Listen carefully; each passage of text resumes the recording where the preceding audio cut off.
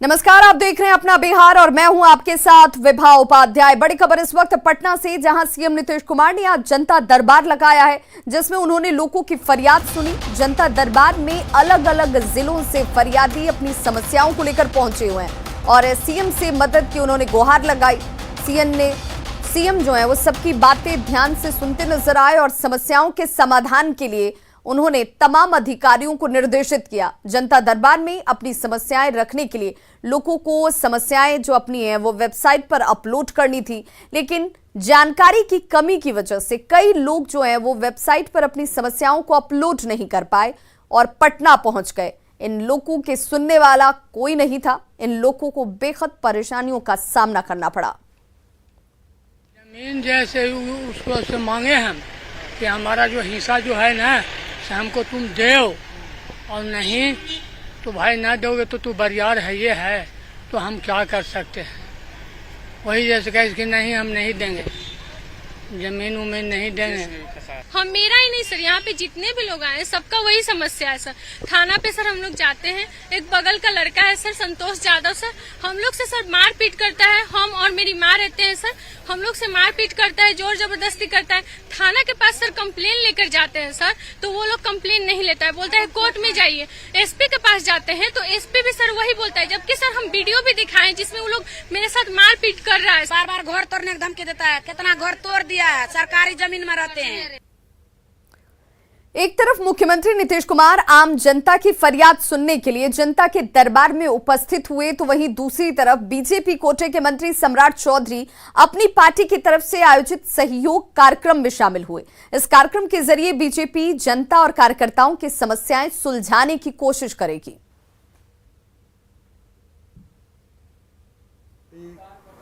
Party ने जब नई सरकार बनी तो लगातार कोविड की स्थिति थी और बीच के कंटकाल में विधानसभा सत्र भी चल रहे थे। तो जब कोविड की स्थिति थोड़ा और अच्छी हुई है, सुधरी है, तो ऐसी स्थिति में पार्टी ने निर्णय लिया है कि हम लगातार जो सहयोग के कार्यक्रम पिछले कंटकाल में चल रहे थे, पार्टी इसको चलाने का काम करेगी, जिसकी आज आदरणीय नागेंद्र जी के द्वारा शुरुआत किया गया है। राजधानी पटना समेत समूचे बिहार में ऑनलाइन दाखिल खारिज प्रक्रिया फेल होती नजर आ रही है। 22 दिन में दाखिल खारिज का दावा किया जा रहा है, लेकिन पटना के 23 अंचलों में कई ऐसे अंचल हैं जहां 4 साल पुराने मामले भी अब तक पेंडिंग ही चल रहे हैं। लोग इसे लेकर बेहद परेशान हैं। लोग बार बार दफ्तर हैं उनके चक्कर लगाकर थक जा रहे हैं, लेकिन उनकी सुनने वाला यहां कोई नहीं। लोगों का यह दावा है कि सरकारी बाबू अड़ंगा डालकर उन्हें परेशान करते हैं। पटना जिले के सभी अंचलों में कुल 59,000 से अधिक मामले अब पेंडिंग हैं। केवल पटना सदर अंचल की अगर बात कर लें तो यहां पर दाखिल खारिज के 9,035 मामले जो है वो पेंडिंग है और अंचलों का भी हाल बेहद बुरा है।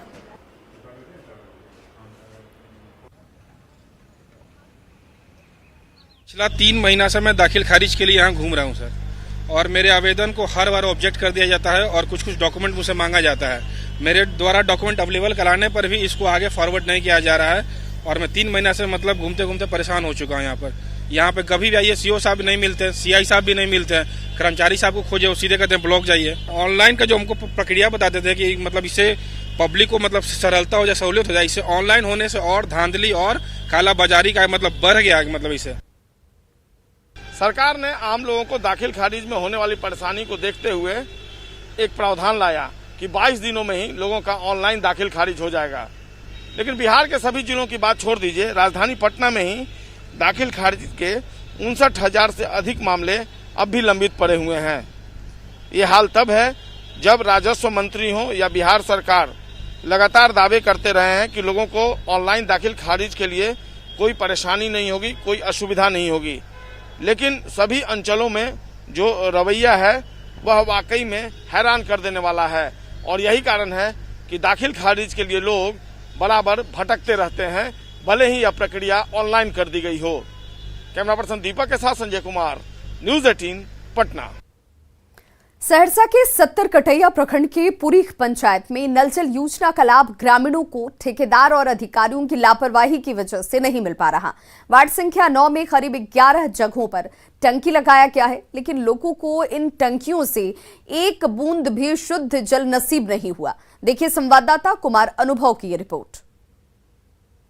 अभी हम मौजूद हैं 70 कटैया प्रखंड के पुरीख पंचायत में, जहां मुख्यमंत्री नीतीश कुमार का जो ड्रीम प्रोजेक्ट है 7 निश्चय योजना के तहत हर घर नल जल योजना, जिससे जो है शुद्ध जल मुहैया कराना होता है। लेकिन अब तक जो है इस गांव में जो है 11 टंकी लगाए गए हैं, लेकिन किसी को शुद्ध जल नहीं मिल पा रहा, ना ही पाइपलाइन बिछा। आप देख सकते हैं जो पाइपलाइन जो है अभी तक नहीं बिछा है। इसी तरह जो है एक खुले में जो है पाइप रखा हुआ है, लेकिन अब तक जो है पाइपलाइन बिछा भी नहीं है। और हम आपको दिखाना चाहेंगे यहाँ पे जो है टंकी भी लगा हुआ है। आप देख सकते हैं ये जो है ये टावर है जिस पर टंकी लगा हुआ है, जिसमें जो है शुद्ध जल इससे जो है मुहैया कराना होता है।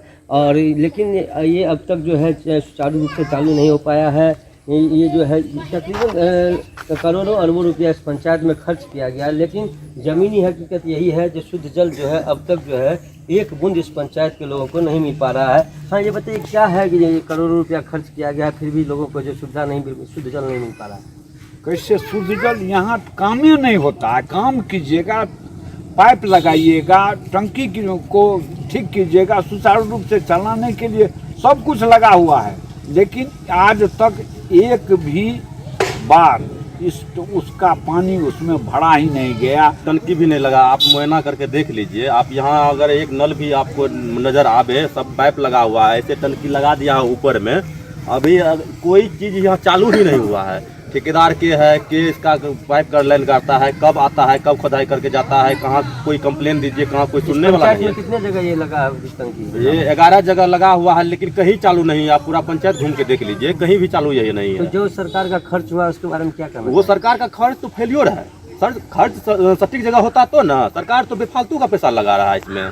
इसलिए ठेकेदार कहाँ का है, कौन कहाँ का है, यह कब चालू होगा, कब हम सब पानी पियेंगे शुद्ध जल, ये तो पता ही नहीं चल रहा है। न्यूज़ 18 के लिए सहरसा से कुमार अनुभव।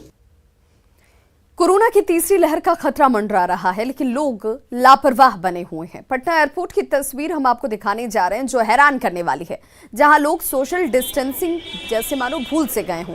कई लोगों ने तो मास्क पहनना भी जरूरी नहीं समझा। पटना एयरपोर्ट पर भीड़ का जायजा लिया न्यूज़ 18 संवाददाता धर्मेंद्र कुमार ने। कोरोना की दूसरी लहर लगभग पूरे देश में कम है, लेकिन विशेषज्ञ ये भी कह रहे हैं कि कोरोना की तीसरी लहर भी आएगी, और तीसरी लहर के लिए लोगों को सतर्क रहना चाहिए। लोगों को कोरोना के गाइडलाइन का पूरी तरह से फॉलो करना चाहिए। पटना एयरपोर्ट पर अभी हम हैं, और ये जो भीड़ आप देख रहे हैं, इस भीड़ को देख के एक बार तो ज़रूर कह सकते हैं कि कोरोना के गाइडलाइंस का फॉलो नहीं किया जा रहा है, और कहीं ना कहीं यही वो इस तरह के कारण बनेंगे जिससे कि आगे चल के फिर से तीसरी लहर की आहट जो विशेषज्ञ बता रहे हैं वो तीसरी लहर आएगी, और फिर लोगों को उससे निपटना आसान नहीं होगा। आप ये भीड़ देखिए, पटना एयरपोर्ट पर लोगों की भीड़ है। लोगों ने मास्क तो पहने हैं, कुछ एक आदमी ने मास्क भी नहीं पहना है, लेकिन सोशल डिस्टेंसिंग की अगर बात करें तो सोशल डिस्टेंसिंग को हम पूरी तरह से यहाँ पर खारिज कर सकते हैं, क्योंकि भीड़ जितनी है, आइए भीड़ जितनी है उसको देखने से। यहाँ पर कहाँ से आते हैं? बेंगलोर से। पटना एयरपोर्ट पर जितनी भीड़ है, क्या मतलब कोरोना के समय इतनी भीड़ रहनी चाहिए? भीड़ तो नहीं रहना चाहिए, पर भीड़ है तो क्या? भीड़ है, लेकिन काफ़ी ज़्यादा भीड़। आप जहाँ से आए वहाँ पर कैसा भीड़? वहाँ तो ठीक था, कम यहाँ से कंपेयर करने में तो अच्छा है। वहाँ रूल रेगुलेशंस भी फॉलो हो रहे थे। यहाँ पे भीड़ देख के अधिक लग रहा है। हाँ, बहुत अधिक है। क्या नाम है? निशांत।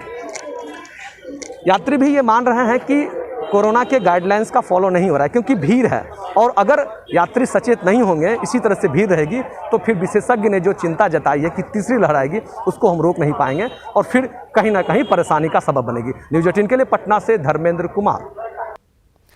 औरंगाबाद की ओबरा पुलिस ने डाक विभाग के पार्सल वैन से शराब की बड़ी खेप को जब्त किया है। पुलिस ने वाहन जांच, जो वाहन चालक है उसको गिरफ्तार किया है। डाक पार्सल वैन से शराब की तस्करी की जा रही थी।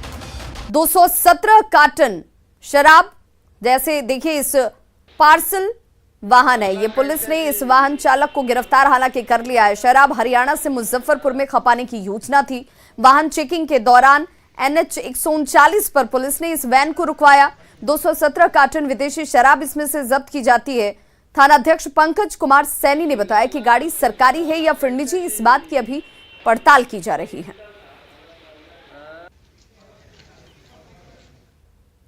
दानापुर के बेहटा में बालू कारोबारी सरकारी रेट से ज्यादा कीमत पर ग्राहकों से वसूली कर रहे हैं।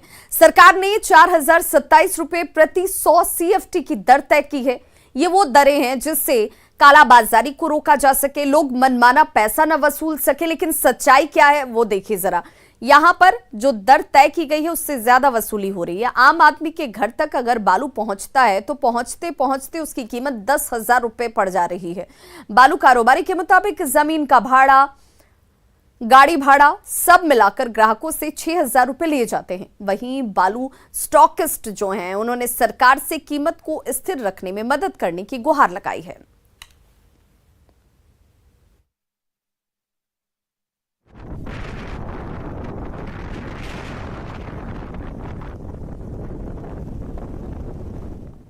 और अब बात पटना के अयांश की, जो एक दुर्लभ बीमारी से पीड़ित है और उसे मदद की जरूरत है। न्यूज 18 की मुहिम से अयांश के परिवार की चिंता अब दूर होने लगी है। न्यूज 18 की अपील के बाद एक से बढ़कर एक मददगार जो हैं वो आगे बढ़कर पीड़ित परिवार की आर्थिक तौर पर मदद करने के लिए पहुंच रहे हैं। इस बीच आज हम जो तस्वीर आपको दिखा रहे हैं ये वो मददगार बच्चियां हैं जिन्होंने अयांश को बचाने के लिए अपनी गुल्लक जो है वो तोड़ दी। और इन तस्वीरों को देखकर आप इन बच्चियों के लिए वाह वाह करना नहीं भूल पाएंगे, क्योंकि पटना की ये दो मासूम बच्चियों ने ऐसा ही किया है। इन्होंने अयांश के परिवार के लोगों की मदद के लिए अपने गुल्लक को तोड़ दिया। अब लोग इन्हें भगवान बता रहे हैं। पटना के मीठापुर के 8 साल की शिवन्या गुप्ता हैं और 4 साल की तेजस्वी साहू हैं। ये किसी से भी कम नजर नहीं आती, भले उम्र इनकी छोटी हो, इनके गुल्लक में पैसे भले कम हो, लेकिन इन्हें ये पता है कि ये किस वजह से इस रकम को किसके लिए खर्च कर रही हैं। दोनों बच्चियों को जैसे ये मालूम हुआ कि अयांश को बचाने के लिए 16 करोड़ रुपए के इंजेक्शन की जरूरत है, परिजनों के पास पैसे नहीं है, इन दोनों ही बच्चियों ने अपना गुल्लक लेकर अयांश के घर पहुंचना ज्यादा जरूरी समझा। बच्चियों ने गुल्लक में जमा पैसे अयांश के परिजनों को सौंपे और लोगों से भी मदद करने की अपील की। इन बच्चियों से बात की न्यूज 18 संवाददाता रजनीश कुमार ने। न्यूज 18 की मुहिम लगातार रंग ला रही है। जहां आम से लेकर खास तक मासूम अयांश को मदद करने के लिए आगे बढ़ रहे हैं, वहीं दो मासूम बच्चियां भी अयांश को मदद करने के लिए पहुंची है। पहले से जमा जो गुल्लक में पैसे थे, जैसे ही मालूम हुआ कि अयांश को 16 करोड़ के इंजेक्शन की ज़रूरत है, तो दोनों बच्चियां देख सकते हैं कि अपने पैसे गुल्लक में भरे हुए जो है वो लेकर अयांश के घर पर पहुंची है।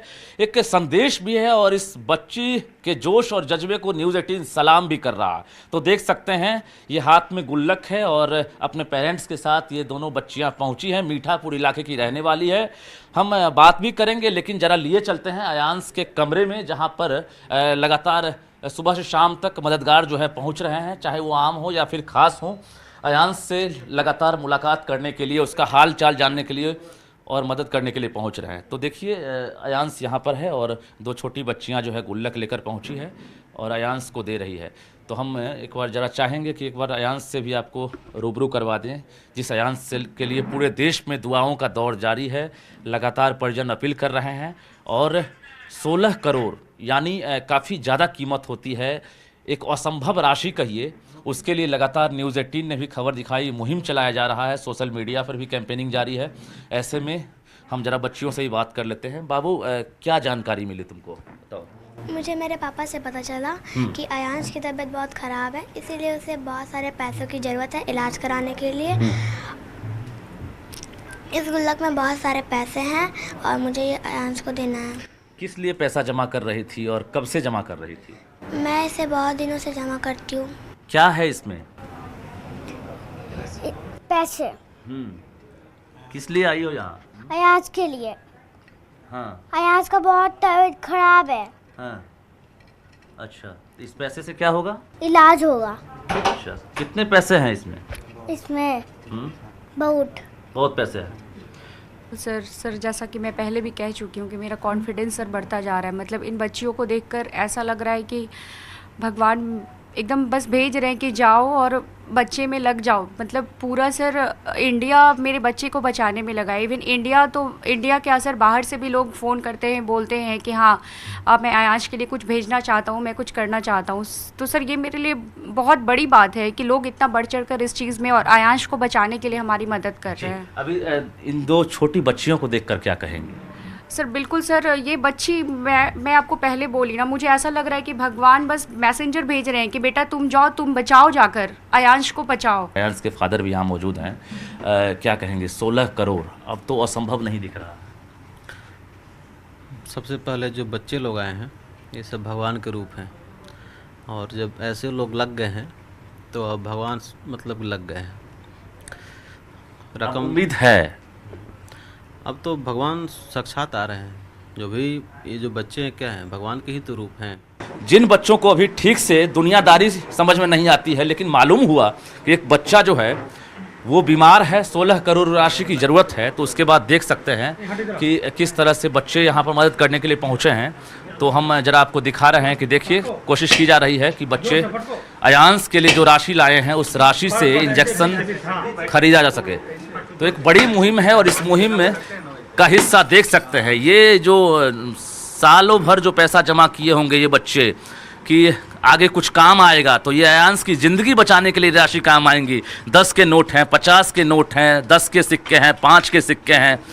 ये कम नहीं है, ये एक बुलंद हौसले को साबित कर रहा है और इन बच्चों की हिम्मत को फिर से एक बार न्यूज़ 18 सलाम कर रहा है कि जो बच्चे आज दुनिया नहीं समझ पा रहे हैं, लेकिन मालूम हुआ कि एक मासूम जिंदगी और मौत से जूझ रहा है, 16 करोड़ रुपए की ज़रूरत है, तो ये बच्चे आज गुल्लक लेकर पहुंचे हैं एक संदेश देने के लिए कि आप भी आगे बढ़िए और बच्चे की जान बचाइए। कैमरामैन दीपक के साथ रजनीश कुमार, न्यूज़ 18 पटना। तो बिल्कुल न्यूज़ 18 आपसे अपील करता है कि इस बच्चे को बचाने के लिए आपकी एक छोटी सी कोशिश इसे जीवन दे सकती है, इसे एक नया संसार दे सकती है।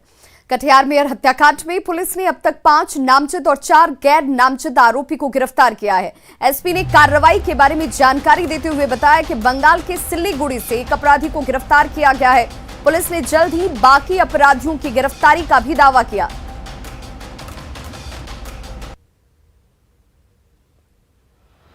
तो मेयर हत्याकांड में इस वक्त का ये अपडेट कि अब तक 12 नामजद में से 5 नामजद जो लोग हैं, आरोपी हैं, वो गिरफ्त में आ चुके हैं। 4 गैर नामजद अपराधियों को गिरफ्तार किया गया, जिसमें से एक शख्स पश्चिम बंगाल के सिल्लीगुड़ी से गिरफ्त में आया है।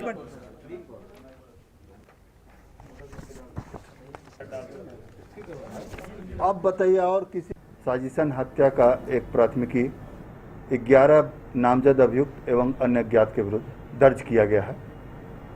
घटना के बाद घटनास्थल के निरीक्षण के क्रम में अपराधियों के द्वारा प्रयोग में लाया हुआ पिस्टल का एक मैगजीन जिसमें 4 गोली भरी हुई थी, कुछ खोखा और फायर किया हुआ गोली का अग्रभाग तथा उससे कुछ दूरी पर रेलवे ट्रैक के पास जहां से अपराध कर्मियों के भागने की बात स्थापित हुई, वहां से एक लोडेड देसी कट्टा और एक देसी पिस्तौल जिसका मैगजीन घटनास्थल पर गिरा हुआ था वो बरामद किया गया।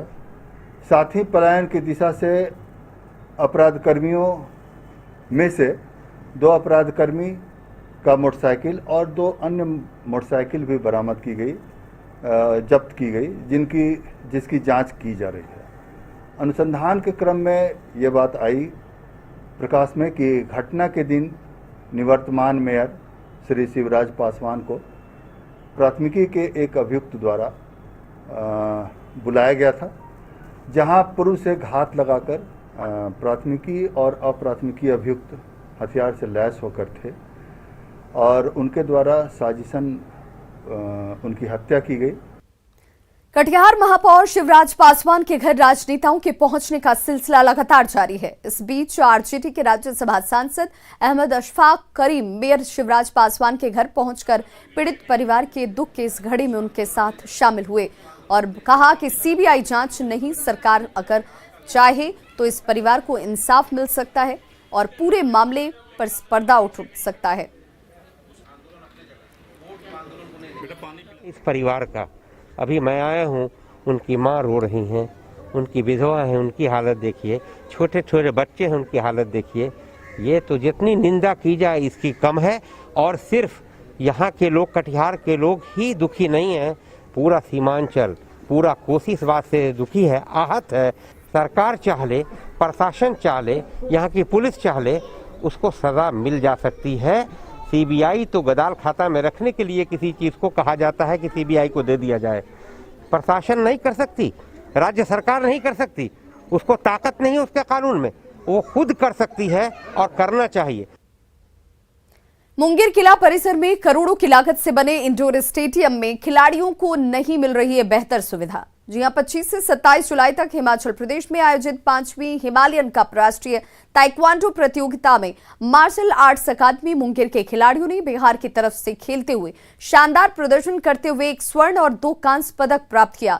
इनके शानदार प्रदर्शन पर मुंगेर के विधायक प्रणव कुमार ने बधाई दी और बेहतर सुविधा देने का वादा किया। जब मनाली गए थे तो वहाँ हम लोगों ने ब्रॉन्ज जीता और एक बच्चे ने गोल्ड और एक और बच्चे ने ब्रॉन्ज जीता। हम लोग इससे और बहुत अच्छा कर सकते थे, लेकिन यहाँ वैसी सुविधाएं नहीं है, जैसे कि परफेक्ट डमी हो गया वो ज़्यादा नहीं है, पैड अच्छे खासे नहीं है। हम यहाँ ताइक्वांडो का प्रैक्टिस करते हैं, यहाँ साधन वो नहीं है जो हम लोग को होना चाहिए। यहाँ वो साधन नहीं है, यहाँ पर लाइट की कमी है और बहुत सारे गड़बड़ है। मतलब आप लोगों को साधन मिले तो क्या इससे भी आगे जा सकती है आप लोग? जी हाँ, हम लोग को अगर साधन मिले तो हम इससे भी आगे जा सकते हैं। बिहार सरकार इसके लिए तत्पर है। आपको पता होगा कि बिहार में पहली बार खेल विश्वविद्यालय का स्थापना किया गया और हम मुंगेर को भी खेल के मानचित्र पर लाना चाहते हैं। यहाँ के बच्चों में बहुत ही ऊर्जा है, सिर्फ इनको अवसर देने की बात है। हम इस क्षेत्र में भी सरकार से मिलके मुंगेर में खेल के क्षेत्र में कैसे आगे बढ़े इसके लिए भी हम प्लानिंग किए हैं और इसको आगे बढ़ाएंगे। नेटवर्क 18 फेडरल बैंक संजीवनी गाड़ी भारत के कोविड प्रभावित जिलों में जा रही है। वैक्सीन के लिए जागरूकता फैलाने की हमारी इस मुहिम को आप भी अपना सहयोग दीजिए। चलिए अब आपको दिखाते हैं संजीवनी गाड़ी अब तक कहां गई और आज कहां है।